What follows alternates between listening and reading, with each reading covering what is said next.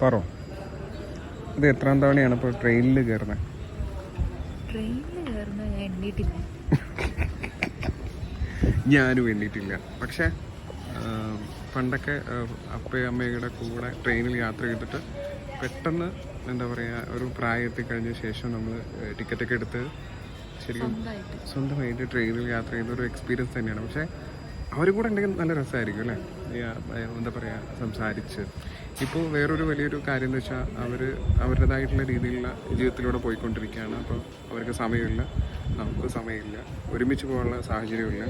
So ഇപ്പോൾ നമ്മൾ separate ചെയ്തിട്ടാണ് യാത്ര ചെയ്യുന്നത്. അങ്ങനെ ഇപ്പോൾ പറ്റുന്നുള്ളൂ. പക്ഷേ വലിയൊരു ആഗ്രഹം അവരുമായിട്ട് ഒരുമിച്ചിട്ട് യാത്ര ചെയ്യണം, ട്രിപ്പ് അടിക്കണം എന്നൊക്കെ ആഗ്രഹമുണ്ട്.